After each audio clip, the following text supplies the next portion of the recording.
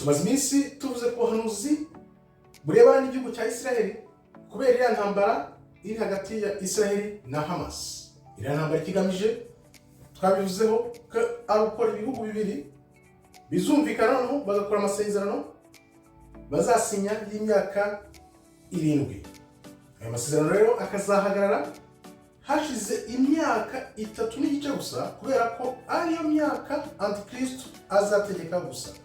Reka turebe rero dukomeje kuri ubwo buhanuzi turebe ku rugendo Joe Biden, Perezida wa Amerika, yahise agirira muri Israel hutihuti. Impamvu Joe Biden yahise yihutira kujya muri Israel ni ukubera iki? Impamvu Biden yagiye muri Israel.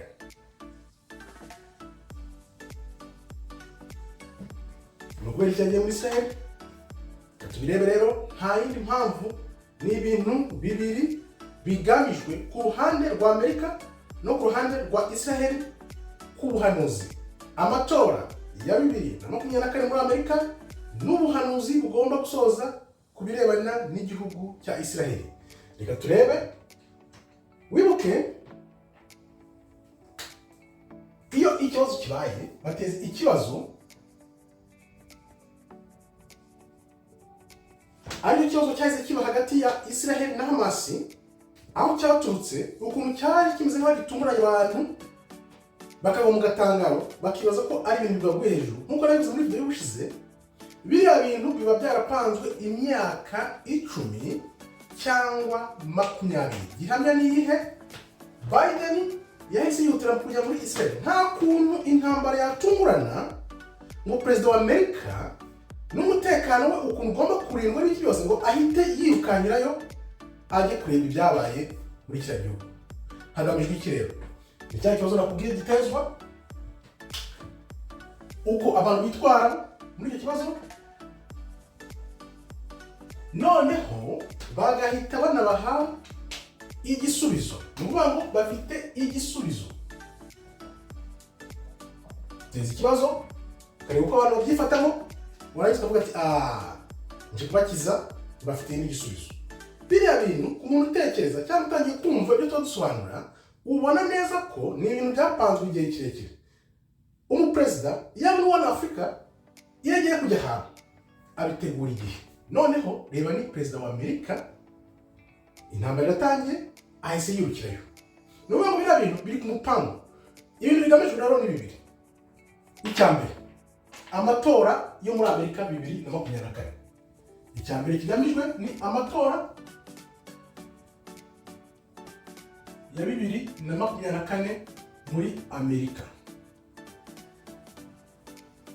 Bitigute. Wibuke muri video y'ubushize nakubwiye ko Biden, Perezida wa Amerika, yanzwe muri Amerika ku kigero cya 70%. 70% by'abaturage muri Amerika kudatora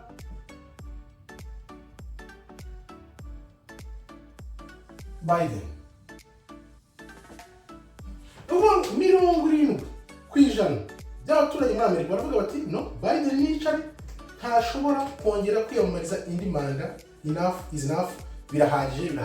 Ni ukuvuga ngo yanzwe ku rugero ku buryo no mu ishyaka rye ry'abademokrate ntibamushaka kubera ko Amerika irimo iragwa. Icyo abantu batabona, bari kubona ko ari Biden, ariko ni igihugu kiri kugwa kubera ko n'ubuhanuzi tugiye kuvugaho buri gusoza bukaba butuma Amerika igenda igwa. Noneho Biden akaba yaragize ibyago akaba perezida muri iki gihugu muri iki gihe. Bivuze iki rero? Bivuze ko kugira ngo Biden agumeho bakomeze gahunda bafite, narababwiye ibintu bigomba kuba. Bagomba kuba amatora, cyangwa se amatora ntabe, cyangwa se bagakora ubutegetsi bw'igihugu kugira ngo bahangane n'Uburusiya, Ubushinwa na za Korea z'Amajyaruguru. Noneho bakore ubutegetsi butagendera kuri demokarasi, ahubwo noneho bugendera ku gitugu, kugira ngo noneho babashe gukora izo gahunda ziganisha abantu kwa Satani. Ibyo rero aho mbonera nuko byanze bikunze aya matora kugira ngo Biden bamusubizeho nuko kuntu yanzwe bagomba gukora iki. Niyo mpamvu iriya ntambara ya Hamas yahise itangira, agahita yirukangirayo vuba kandi amateka tubwira ko muri Amerika umuperezida wose wabaga yanzwe yatezaga intambara, yamaze guteza intambara agahita avuga ko afite igisubizo cy'iyo ntambara akongera agafata indi manda. Ibintu bishobora gushoboka ko Biden ashobora gufata indi manda, ariko bizava ku myumvire, ku buryo ubu muri Amerika bari kuvuga ngo abaturage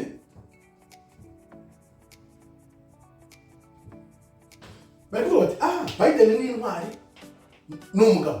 Babandi batari kurikira nyine bakiri mu bihumye baba Biden ni umugabo ku mayombi yagiye mu ntambara. Ahantu hari intambara.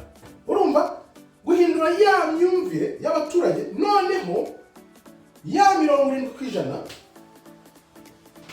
yari mwanze byibuze bakagabanya, bagahita bazana kuri za 50%. Yahantu ubona bahunga 50%, undi bandi bakamuha 48%, noneho 2% ikaba ari nk'abantu bifashe.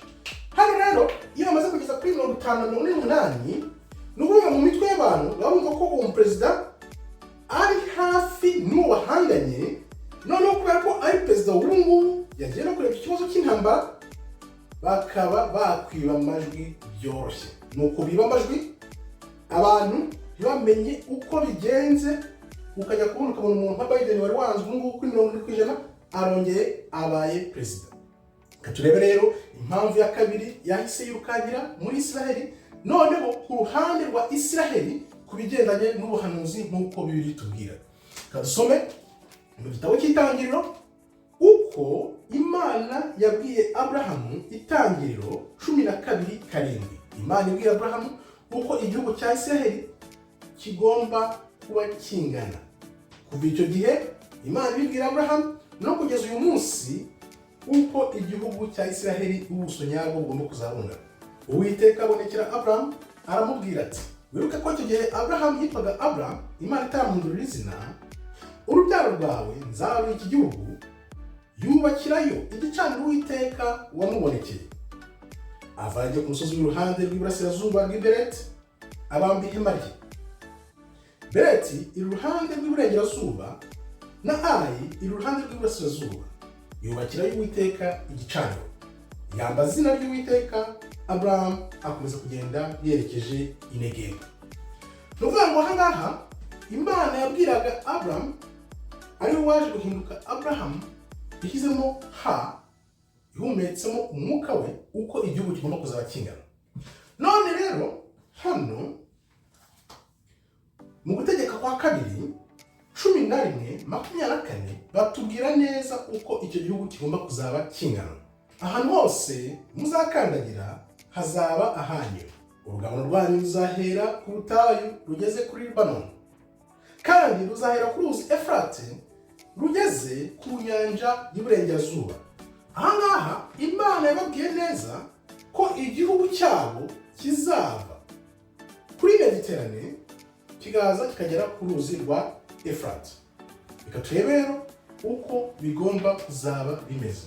Tugiye kureba rero ubuhanuzi bwerekeranye na Isiraheli n'impamvu Biden yagiyeyo. Urabona Imana imaze kutubwira ko igihugu kizaba kiva kuri Mediterane kikagera kuri Efurate, ni hanini. Kandi tuzi ko Isiraheli imeze nk'akadomo uyu munsi. Isiraheli ingana iki uyu munsi. Ariko kuri karita ubona inyuma Netanyahu afite nashyizeho inyuma, ikwereka neza ko iyo karita ayifite ayitungaho ikaramu, akwereka ko ariko Isiraheli izabingana. Babizi neza muri Bibiliya, ayo mpamvu na ziriya ntambara za Siriya, intambara muri bya bice, kugira ngo babanze bakukumbe bavane abantu, noneho babikore babyitirire ko ubuhanuzi busoje, ariko ntabwo Imana yavuze ko ari bo bazabikora. Imana niyo izabyikorera. Hano rero urabona Isiraheli uko ingana. Hano uva kuri Afurika, hano harimo Afurika, hano igakomeza. Ni ukuvuga ngo Isiraheli ya nyayo igomba kuzaba iva hano kuri Misiri, ikamanuka hano, igakomeza igafata Isiraheli, ikamanuka kuri uruzi rwa Efurati. Ni gutya igomba kuzangana. Urabona uyu munsi dufite Isiraheli ingana gutya gusa. Muri Bibiliya hamwe batubwira igomba kuzava kuri Mediterane hano ikageza kuri Efurati. Urabona ko iki gihugu cyose niko Isiraheli igomba kuzaba ingana. Ziriya ntambara rero akaba aricyo zigamije kugira ngo basoze ubuhanuzi bwo muri Bibiliya, noneho bavuge bati dore ubuhanuzi burasoje. Ariko tuzi neza ko Imana ayo yonyine izatahuka mu bwoko bwayo bwazimbiye mu mpande z'isi, ariko iki gihugu kizerekanwa. Ntabwo kizakorwa na muntu nk'uko ba Benjamin Netanyahu bashaka kubikora bakoreshejwe na Amerika. Urabona ko Amerika na Isiraheli barashaka kujya muri uwo mugambi wo kuvuga ngo ubuhanuzi burasoje, burarangiye, ariko nk'abantu dukurikira ibintu tuzi neza ko ntabwo bizakorwa na muntu. Ariyo mpamvu wumva bari kuvuga ngo bazatahuka mu bwoko, kandi ubwoko bw'Imana muri Bibiliya batubwira ko uzatahukanwa n'Imana n'ukuboko gukomeye kw'Imana buvanywe mu mpande izo enye z'isi, ntabwo bizakorwa na muntu. Hano rero dusubiremo gato, urabona ko Biden agiye muri Isiraheli kugira ngo ikibazo cy'amatora 2024 agishyire ku ruhande, azongera inyamamaze bibe amajwi. Noneho Isiraheli nayo iri muri ntambara, ni ukuvuga ngo hari ukuntu bayiteje noneho kugira ngo botse biriya bihugu bibegereye, bazanemo na Iran, noneho bagure iki gihugu nk'uko Netanyahu abikwereka ko iyo karita ari kukwereka inyuma aho, bacyagure bakinganisha gutya nk'uko biri bivuga, noneho bavuge ngo ubuhanuzi burasoje. Ariko rero abari mu kuri turabizi, tuzi ko bizagenda, igihe ahubwo bari kwihutisha ibintu, kandi Imana nayo buri gihe igendera ku gihe. Satani nubwo ashaka kujya imbere y'ibihe, tuzi neza ko mu minsi iri imbere bigiye gutangira byigaragaze, n'ibindi byinshi bizagenda byuriraho kuzajya tubiganira, kugira ngo uwaba agisinziriye akanguke amenye ukuri kuzamubatura. Murakoze rero, Imana ikomeze ibarinde. Shalom, shalom, shalom.